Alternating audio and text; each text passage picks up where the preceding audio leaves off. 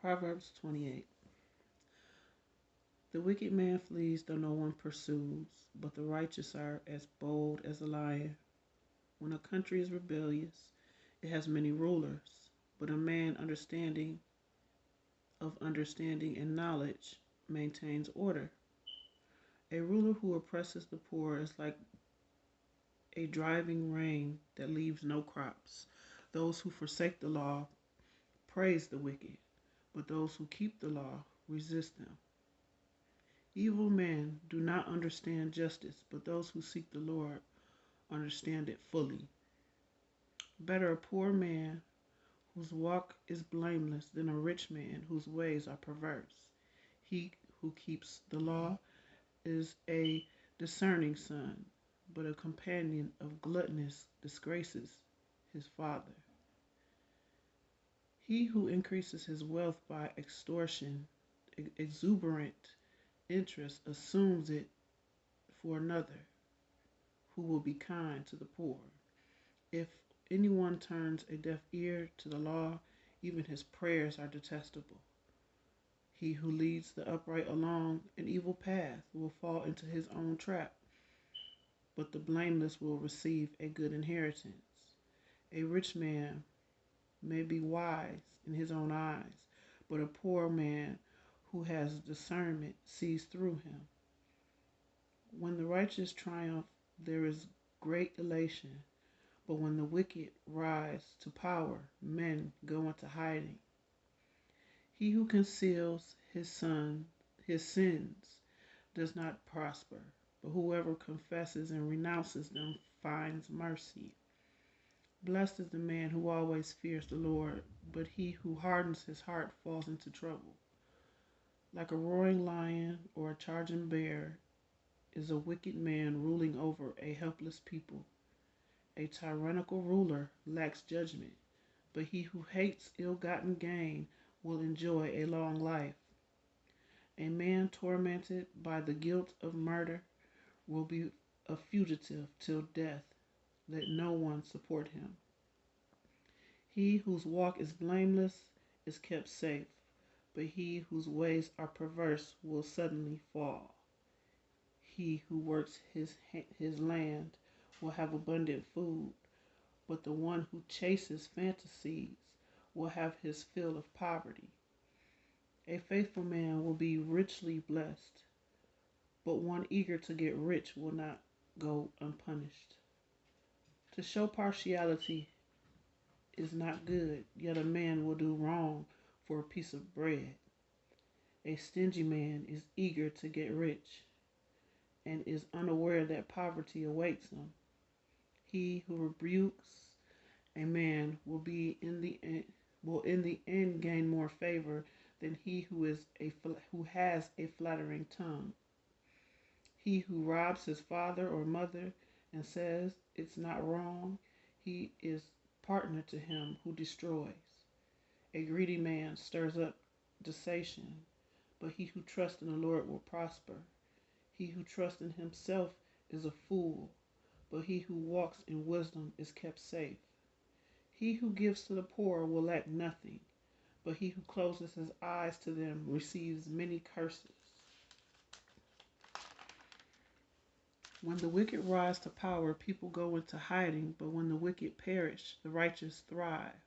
A man who remains stiff-necked after many rebukes will suddenly be destroyed without remedy. When the righteous thrive, the people rejoice. When the wicked rule, the people groan. A man who loves wisdom brings joy to his father, but a companion of prostitutes squanders his wealth. By justice, a king gives a country stability, but one who is greedy for bribes tears it down. Whoever flatters his neighbor is spreading a net for his feet. An evil man is snared by his own sin, but a righteous one can sing and be glad. The righteous care about justice for the poor, but the wicked have no such concern.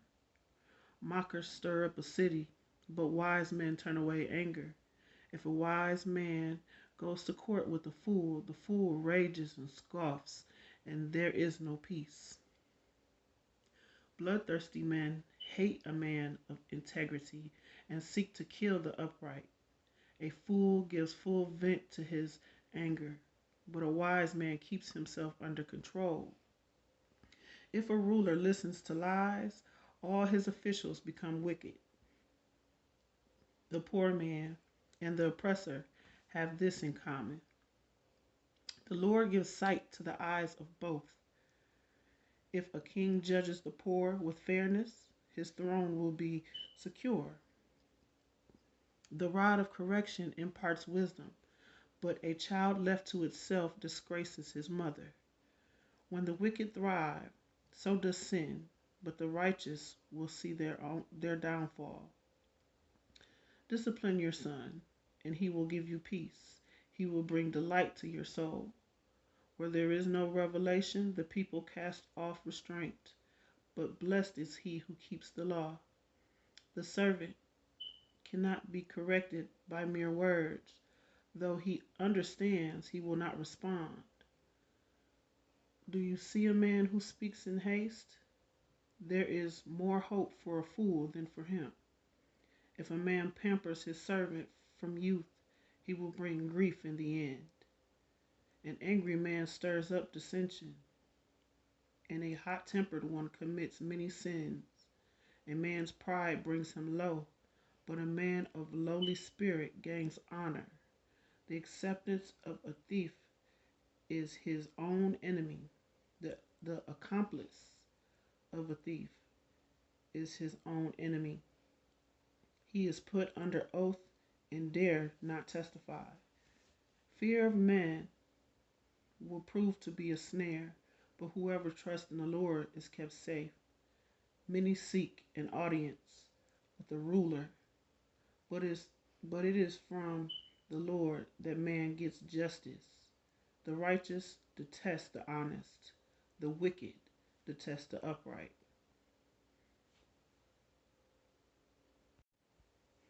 The sayings of Agur, son of Jekah, an oracle. This man declared to Litha and Ukko, I am the most ignorant of men. I do not have a man's understanding. I have not learned wisdom, nor have I knowledge of the Holy One, who has gone up to heaven and come down, who has gathered up the wind in the hollow of his hands, who has wrapped up the waters in his cloak.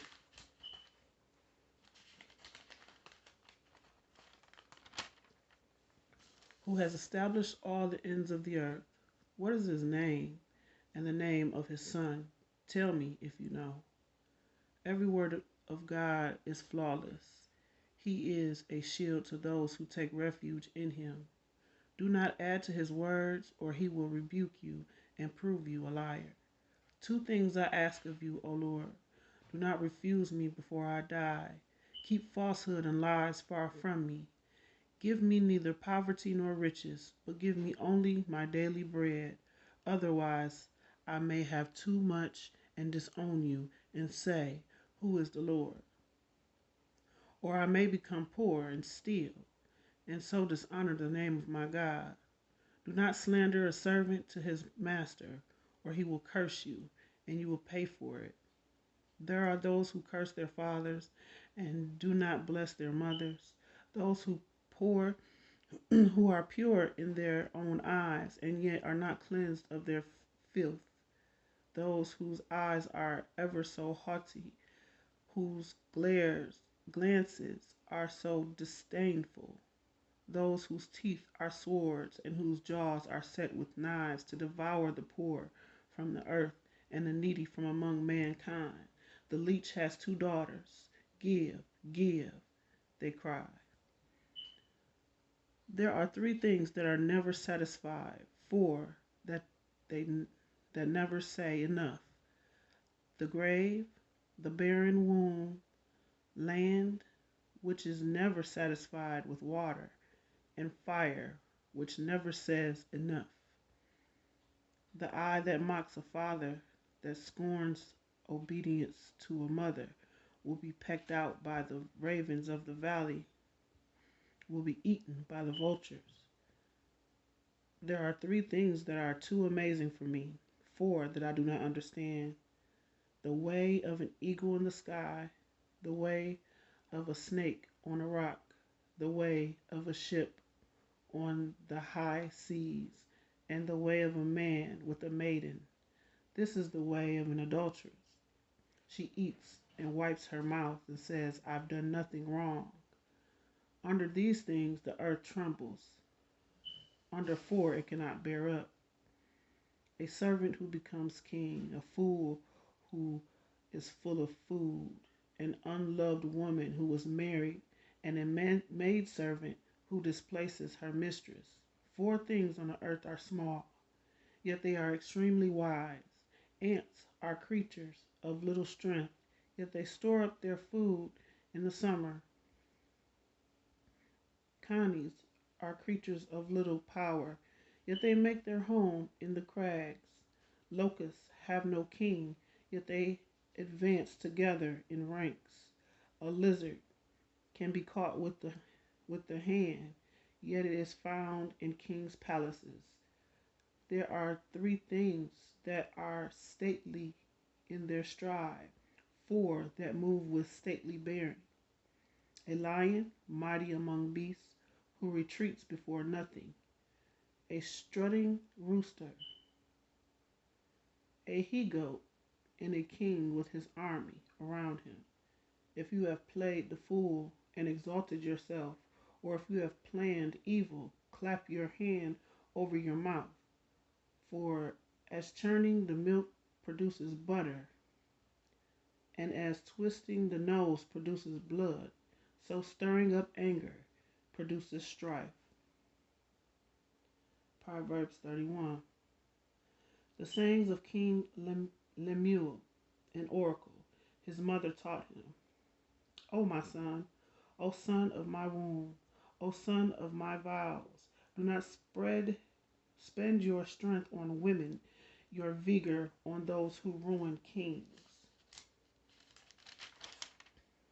It is not for kings, O Lemuel, not for kings to drink wine, not for rulers to crave beer, lest they drink and forget what the law decrees, and deprive all the oppressed of their rights.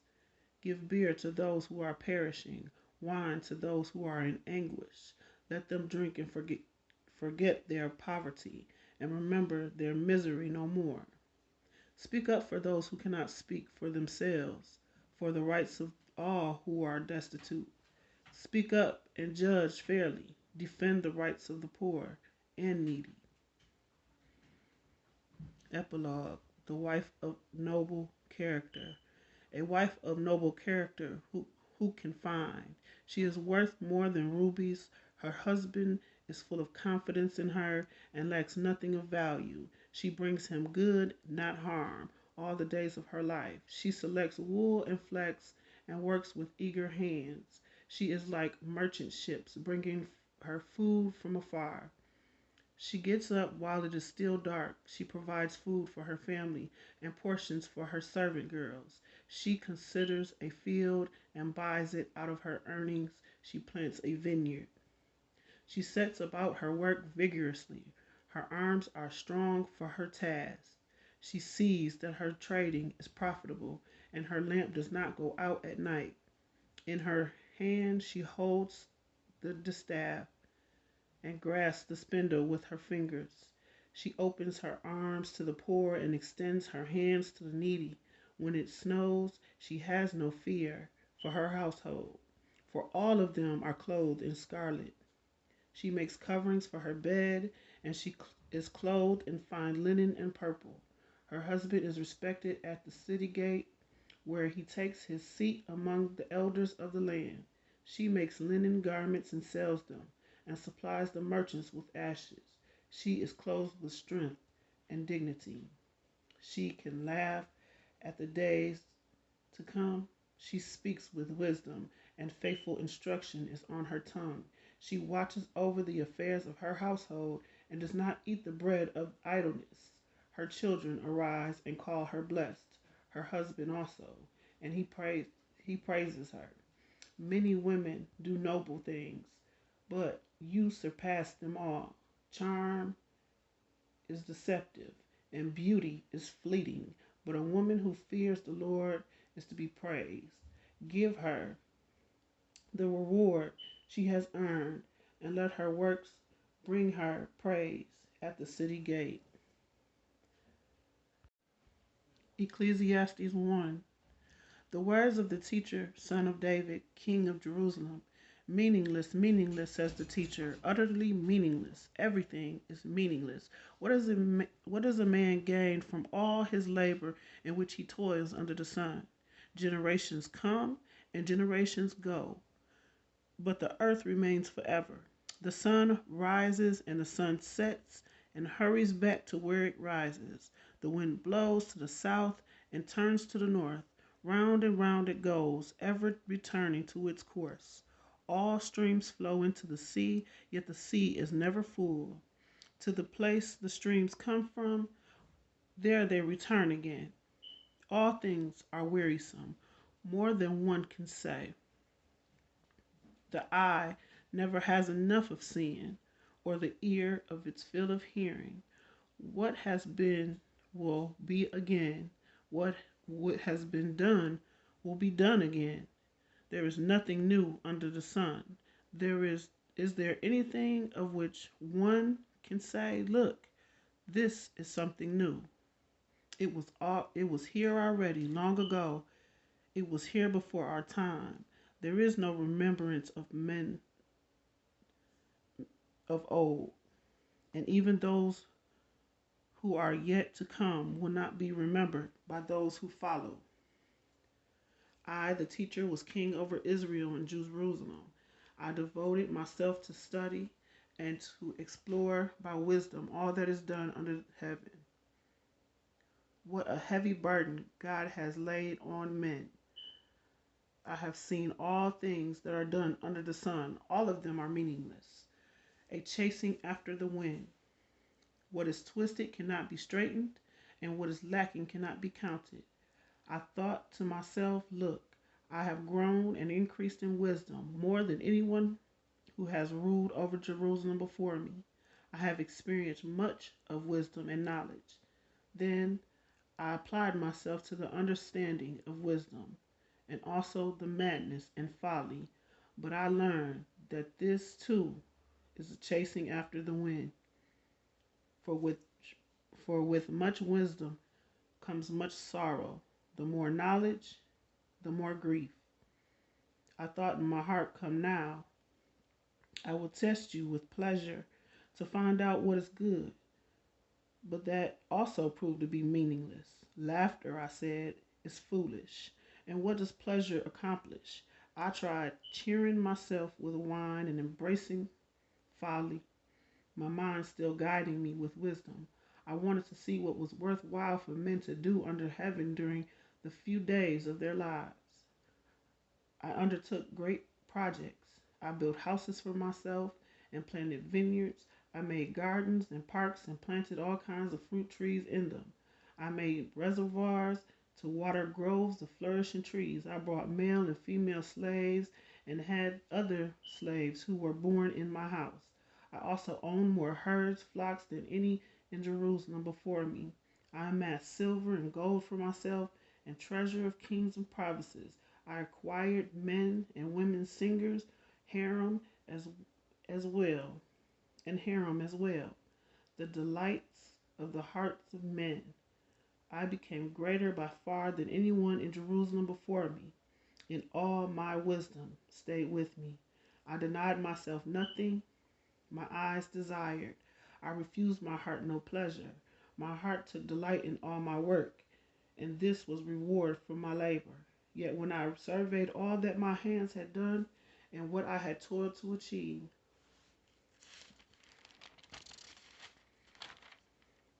everything was meaningless, a chasing after the wind. Nothing was gained under the sun. Then I turned my thoughts to consider wisdom and also madness and folly. What more can King's successor do than what has already been done? I saw that wisdom is better than folly, just as light is better than darkness. The wise man has his eyes in his head, while the fool walks in the darkness. But I came to realize that the same fate overtakes them both. Then I thought in my heart, the fate of the fool will overtake me also. What then do I gain by being wise? I said in my heart, this too is meaningless. For the wise man, like the fool, will not be long remembered. In days to come, both will be forgotten. Like the fool, the wise man too must die. So I hated life, because the work that is done under the sun was grievous to me. All of it meaningless, a chasing after the wind. I hated all the things I had toiled for under the sun, because I must leave them to one who comes after me, and who knows whether he will be wise, and who knows whether he will be a wise man or a fool. Yet he will have control over the work into which I have poured my effort and skill under the sun. This too is meaningless.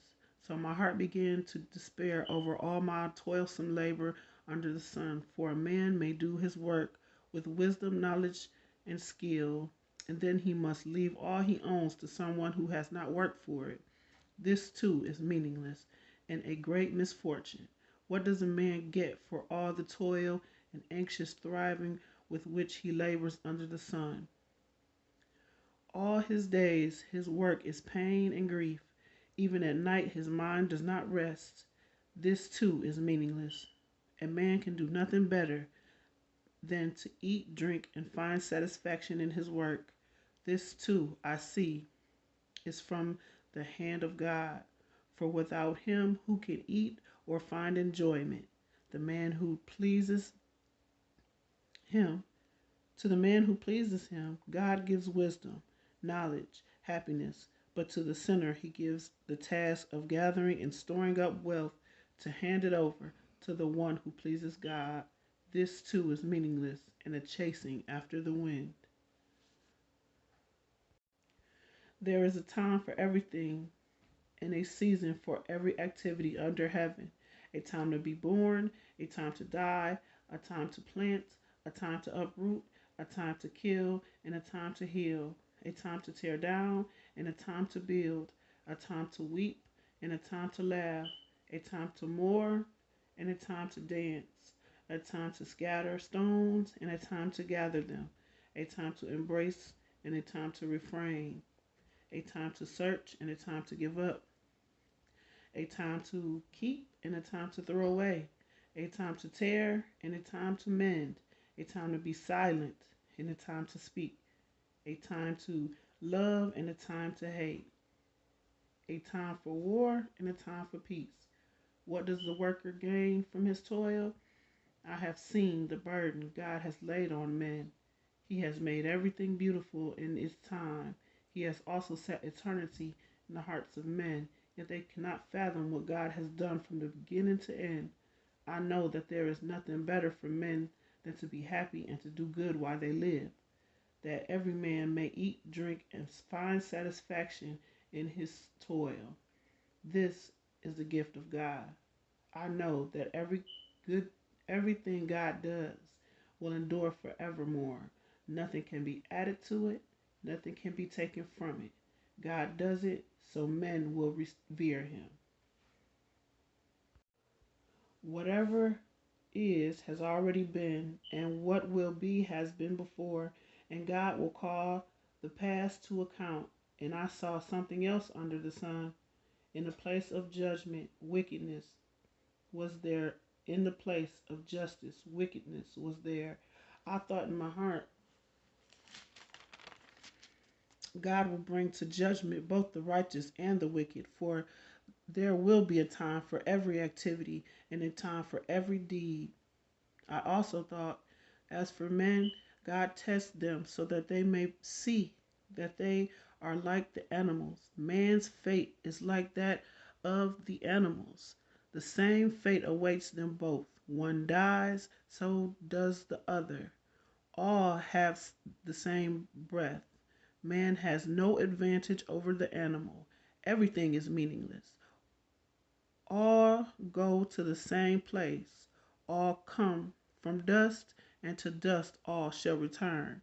Who knows if the spirit of man rises upward and if the spirit of animal goes down to the earth?